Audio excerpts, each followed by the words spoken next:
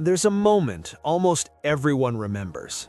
Your heart is calm, your tone is normal, you say something reasonable, and suddenly the energy in the room shifts. The other person smirks, interrupts, twists what you said, or somehow makes you look like the problem. You walk away replaying the conversation in your head, wondering how something so small turned into chaos. If that sounds familiar, I want you to hear this clearly. You didn't lose control, you walked into a rigged interaction. Toxic people don't operate on misunderstanding, they operate on leverage. And once you understand that, everything changes. Because the mistake most people make isn't saying the wrong thing, it's assuming the conversation is about truth, fairness, or resolution. For them, it isn't. It's about positioning. Who has the upper hand? Who reacts? Who explains? Who feels unsettled afterward? So today, we're not talking about being nicer, more patient, or more understanding. We're talking about how to handle toxic people like a professional, with no drama, no fights, and no emotional hangover afterward. This is about reclaiming your internal authority, not by overpowering them, but by becoming untouchable. Here's the first reframe that changes everything. Toxic people don't want conflict, they want access. Access to your emotions, your attention, your energy, and especially your reactions. When they provoke you, interrupt you, or criticize you, they're testing one thing: can I move you? And every visible reaction answers that question for them. Most people try to protect themselves by explaining, clarifying, proving, correcting the record. But explaining is not protection, it's exposure. Every extra word gives them more information, more angles, more material to work with. That's why after these conversations, you don't just feel annoyed, you feel drained. Professionals don't explain under pressure, they state. They don't defend, they decide. And the moment you shift from emotional participation to calm authority, the entire dynamic starts to collapse. Authority is not volume, it's not dominance, it's not aggression. Authority is predictability. Toxic people thrive on chaos and improvisation. They escalate when they sense uncertainty. When your responses become steady, minimal, and boringly consistent, their tactics stop working.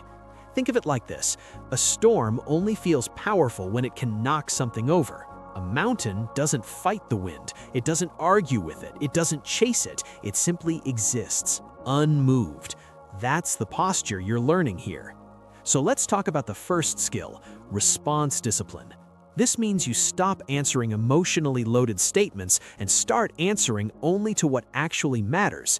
When someone says, "You always mess things up," that's not a conversation, it's bait. There's no factual request there, no decision required, so you don't take it. Instead of reacting, you pause, you breathe, and you respond with neutrality, something like "noted" or "I disagree," or sometimes nothing at all. Silence is not weakness, silence is self-respect. You don't owe engagement to disrespect. Now let's address something important. Toxic people escalate when they feel control slipping. If you suddenly stop reacting the way you used to, don't be surprised if they push harder. Louder accusations, sharper comments, passive-aggressive remarks. This is not failure, it's confirmation that the strategy is working. When escalation happens, your job is not to match intensity. Your job is to lower the temperature. Calm responses in the face of provocation feel deeply unsettling to someone who relies on emotional volatility to feel powerful. Here's a practical rule: never respond at the same emotional level you're being addressed. If they're emotional, you become neutral. If they're sarcastic, you become literal. If they're dramatic, you become procedural. Procedural language is one of the most underrated tools you can use. It sounds boring, and that's the point. Phrases like, "That's not how I see it," "I'm not available for this conversation," or "We'll revisit this later," shut down chaos without confrontation. Notice what's missing from those sentences. No justifications, no emotional disclosures, no personal history. You're not inviting debate, you're setting terms. Now let's talk about boundaries, because most people misunderstand them. Boundaries are not requests, they are not explanations, and they're definitely not negotiations. A boundary is simply a statement of what you will and will not engage with.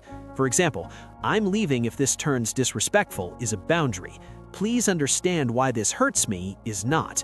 One is about your actions, the other is about their understanding, and toxic people rarely offer that voluntarily. Boundaries only work when they're enforced quietly and consistently, not with threats, not with lectures, just with follow-through. If you say you'll disengage, disengage. If you say you won't respond, don't. This consistency retrains the dynamic. It teaches them that access to you is conditional, and when access becomes conditional, power shifts. Another critical skill is time control. Toxic people love urgency. "We need to talk right now. Answer me. Why are you ignoring me?" Urgency bypasses thinking, so professionals slow time down. You don't owe immediate responses. Delayed replies are not avoidance, they're regulation. They allow you to respond from clarity instead of adrenaline. Here's a secret most people never realize. Whoever controls the pace of a conversation controls the outcome. When you slow things down, you take the wheel. Let's talk about guilt, because this is where toxic dynamics sink their hooks deepest.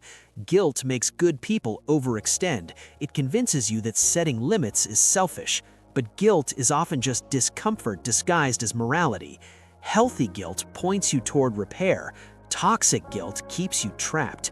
Learn to tell the difference. If every interaction leaves you feeling smaller, confused, or apologetic without knowing why, that's not conscience speaking, that's conditioning. Another advanced tactic is selective engagement. You don't need to respond to everything. You respond to what aligns with your values, goals, and responsibilities, and ignore the rest. This is especially powerful in written communication. You can acknowledge logistics while skipping insults entirely. You can answer the practical question and leave the emotional provocation untouched. When outsiders look at the exchange, you appear calm, cooperative, and reasonable. Meanwhile, the toxic person is left swinging at air. Now let's address gaslighting, because it erodes trust in your own perception. Toxic people rewrite history casually. They deny things they said. They minimize what happened. Over time, this makes you doubt yourself. The antidote is not arguing, it's grounding in evidence. Keep notes, save messages, write down facts immediately after interactions, not emotions, facts, dates, words, outcomes. This isn't about revenge or confrontation, it's about protecting your reality. When doubt creeps in, you don't debate memory, you reference record. Equally important is learning to trust your body. Your nervous system is incredibly accurate. If someone's words sound polite, but your body tightens, listen. Your system is detecting threat before your logic catches up. Calm authority comes from alignment, when your actions, words, and internal signals match. Toxic people rely on internal confusion. Clarity is their kryptonite. Here's the truth most people need to hear. You don't win against toxic people by changing them. You win by becoming unavailable to the role they assigned you. That role might be the explainer, the fixer, the emotional regulator, the punching bag, the peacekeeper. Once you step out of it, the entire system breaks. Handling toxic people like a pro doesn't mean being cold. It means being selective. It means your energy goes where it's respected, not where it's consumed. And over time, something interesting happens. The chaos fades, the emotional charge weakens, you stop replaying conversations in your head, you sleep better, you feel grounded again. That's when you realize this was never about them, it was about reclaiming your center. You don't need to fight toxic people, you don't need to expose them, you don't need to win, you simply need to stop playing the game they designed and start living from your own rules. If this resonated with you, let me know in the comments. Your experience matters more than you think. And if you want more content like this, grounded, practical, and drama-free, I'll see you in the next video.